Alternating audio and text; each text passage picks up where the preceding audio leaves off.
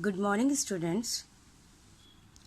आज मैं आपके लिए past adjustment in close partnership account की रिवीजन क्लास लाई हूँ, जिससे आप इस मेथड को और भी अच्छे तरीके से समझ पाएँ।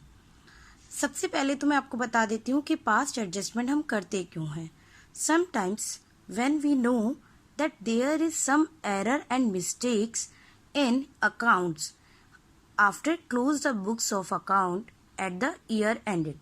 कभी कभी हमें पता चलता है कि हमारी बुक्स में कुछ एरर या गलतियां रह गई हैं, जबकि हमने अपनी अकाउंट्स की बुक क्लोज कर दी है। अकाउंट बुक क्लोज करने का मतलब है कि आप trading PNL, partners capital account, balance sheet बना चुके हैं और उसके बाद आपको पता चलता है कि आपके अकाउंट में कुछ मिस्टेक्स रह गई हैं या हो गई हैं। The we required some treatment to recently rectify those error. Yes, उस टाइम उन एरर्स को मिटाने के लिए हमें कुछ ट्रीटमेंट करना पड़ेगा, क्योंकि जो एडजस्टमेंट हमने नहीं किए, जो ट्रांजेक्शन हमने नहीं किए, जैसे मैं आपको बता देती हूँ कि हमें पार्टनर्स को इंटरेस्ट ऑन कैपिटल देना था और हमने नहीं दिया। क्या हमारे बुक्स ऑफ अकाउंट्स ठीक हैं? नहीं।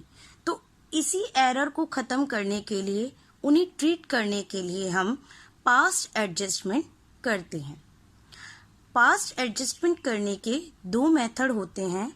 पहला मेथड होता है past adjustment by single method और दूसरा मेथड है आपका past adjustment by PNL adjustment account.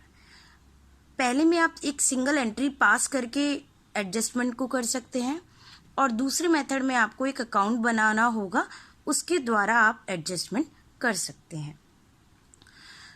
Single method में आपको एक एनालिटिकल टेबल बनानी पड़ती है, प्रिपेयर करनी पड़ती है और उसके बाद आप नेट इफेक्ट को एक एंट्री के द्वारा, जो एंट्री है gaining partners capital account debit to sacrificing partners capital account, इस एंट्री के द्वारा आप एडजस्टमेंट कर सकते हैं। इस एंट्री को ही सिंगल एंट्री कहते हैं। अब इस मेथड को और अच्छे से समझने के लिए मैं आपको एक एग्जाम्पल देती हूँ। एग्जाम्पल है हमारा राम और श्याम, दो पार्टनर्स हैं जिनका प्रॉफिट शेयरिंग रेशियो 3:2 है।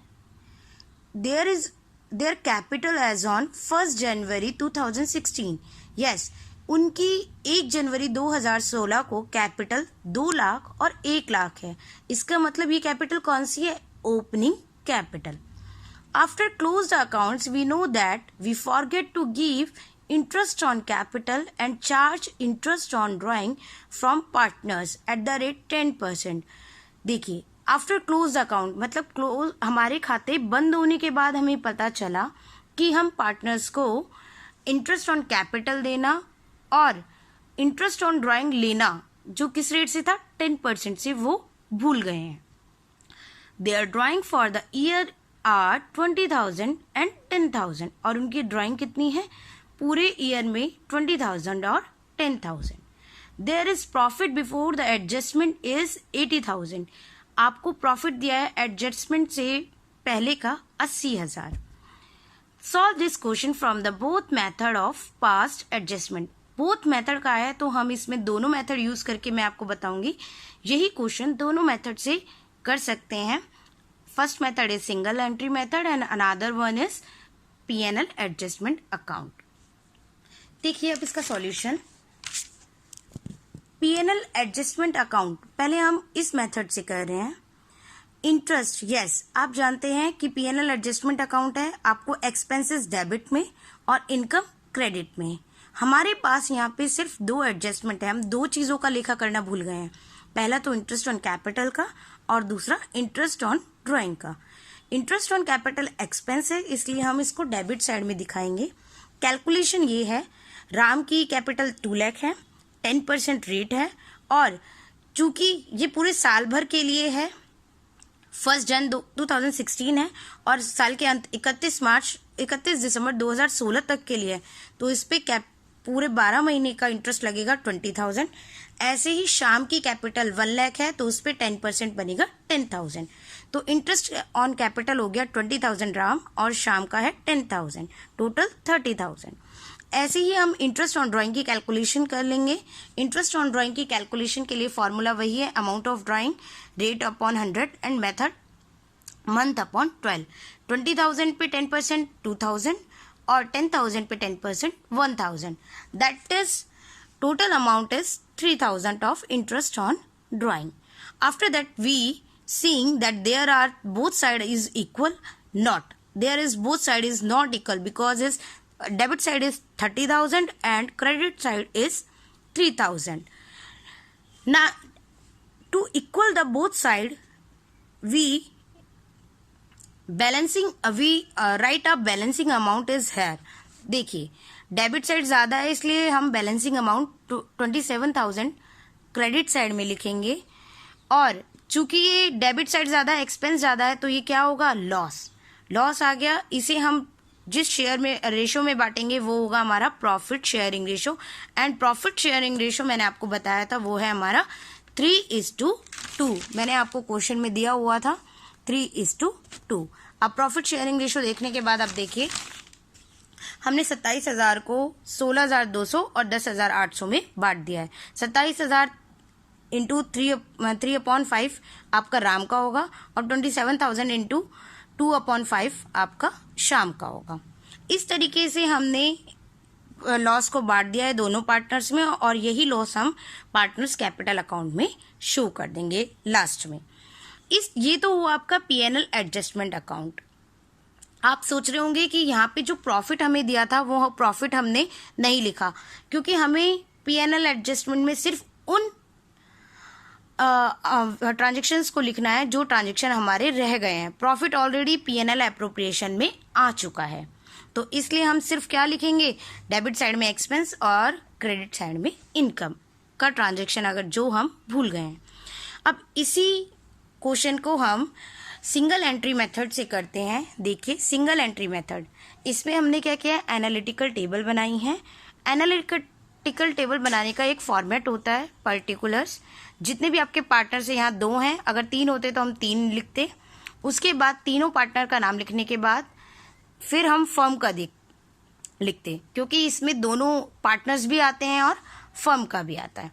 इंटरेस्ट ऑन कैपिटल पार्टनर्स के लिए इनकम है, इसलिए क्रेडिट से सिंगल एंट्री मेथड में एनालिटिकल टेबल बनाएंगे। और एनालिटिकल टेबल बनाने के लिए हम देखेंगे कि इसका एक फॉर्मेट होता है। फॉर्मेट है आपका पर्टिकुलर्स, और पर्टिकुलर्स के बाद आपके जितने भी पार्टनर्स हैं उनके नाम, पार्टनर्स के दोनों साइड डेबिट और क्रेडिट लिखेंगे। उसके बाद फर्म में इसका इफेक्ट दिखाएंगे।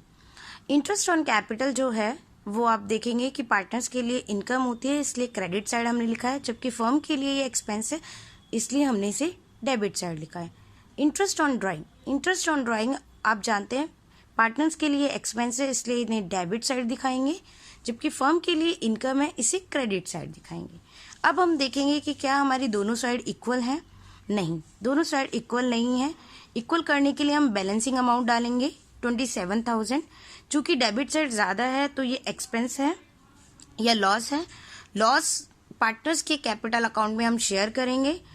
देखिए loss of ₹27,000 debited to partners in the ratio of 3:2। 3:2 इनका पार्टनर शेयरिंग रेशियो है। हमने 27,000 को 16,200 और 10,800 में सेम जैसे P&L एडजस्टमेंट में डिवाइड किया था वैसे ही हमने यहाँ पे डिवाइड कर दिया है।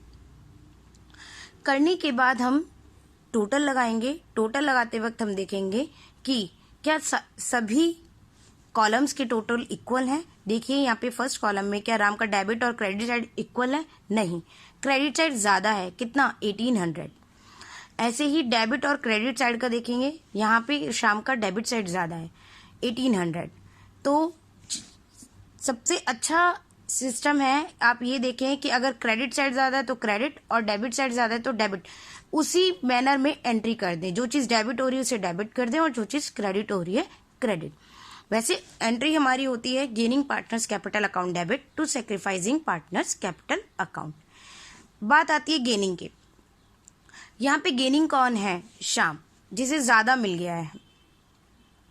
उसका बनता कितना है? 10,000, जबकि है उसका कितना, उसे मिला कितना है? 11,800। तो इसलिए उसे हम डेबिट करेंगे, श्याम को डेबिट। और सेक्रीफाइस किसका हो रहा है? राम का। क्यों? क्योंकि राम को 20,000 मिलने चाहिए थे और उसे मिले कितने हैं? 18,200। तो इस वजह से राम को सेक्रीफाइसिंग पार्टनर है, इसलिए उसे हम क्रेडिट करेंगे। तो ये सिंगल एंट्री मेथड है, डेबिट को डेबिट और क्रेडिट को क्रेडिट। इस तरीके से हम ये दोनों मेथड करेंगे। ये एग्जाम्पल और भी सिंपल है, आप आज इस एग्जाम्पल को समझिए। अगर कोई प्रॉब्लम होती है तो आप मुझसे पूछ लीजिए।